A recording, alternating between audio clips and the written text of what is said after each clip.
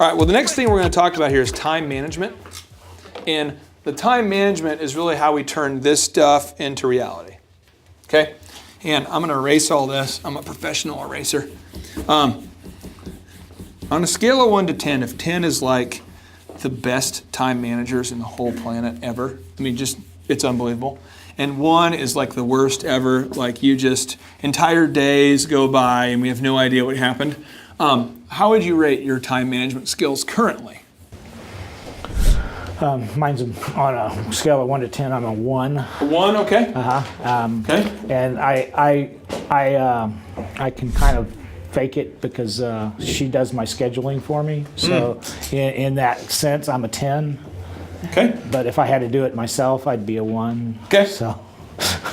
Now, I want to read this to you real quick because this is huge. You've wrote here that you want to talk about the day-to-day. The core question was day-to-day accounting, profit and loss statement, balance sheet, that kind of stuff.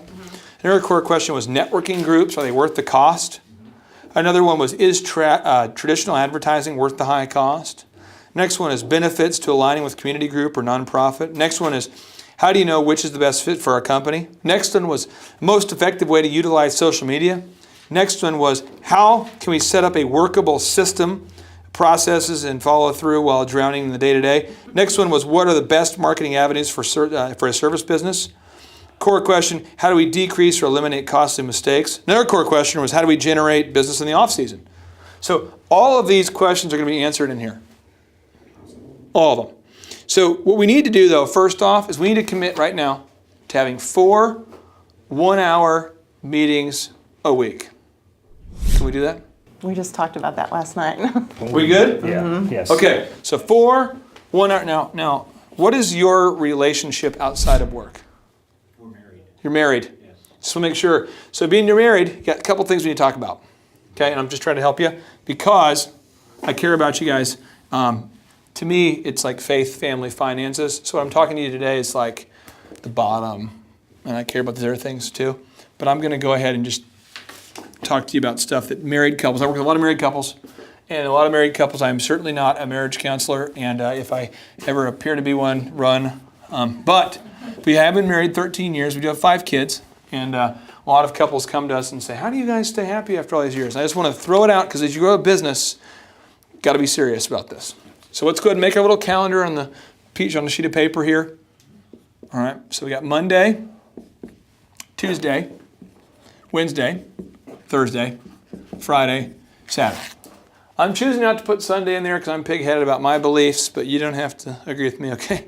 So I take my wife on a date pretty much without fail. I mean, it's like every time, like we set the clock by it, okay? I'm just going to show you what we do. Every Friday night, we do family dinner night, where I take my kids, it's my wife and I and our 5 kids, we go family dinner. Why do I schedule that? Well, I'll tell you what, because every single day, and this will be hard for you guys to, coming from poverty like I did, it's hard for me to grasp this, but every day somebody calls and wants to pay me because I'm really good at one thing, just like you're good at one thing. And so you're always like, well, I got to take this call. So I set boundaries in my life, and I used to not do this, so I certainly am not judging. I'm saying don't do what I did. But my son was born blind in 2007, and I had all the money I needed, had won all these business awards, and the one thing I couldn't do was to go to his medical visits because I was booked. And I looked back at my life, and I'm like, what am I doing? So I talked to the guy who's the founder of Hobby Lobby, David Green.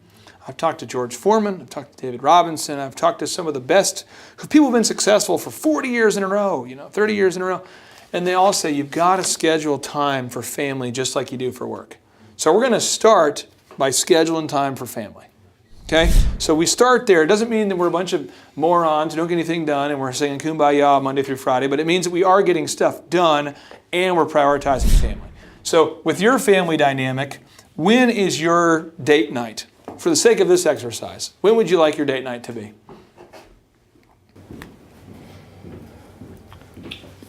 Friday. Cool. Friday.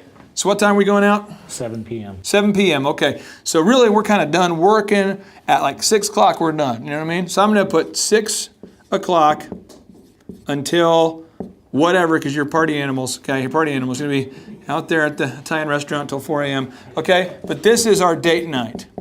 Now, why do we do that? Because we know that, you know what? We are busy, but we're not too busy to have a great marriage. So we're going to put that in the schedule. Bam.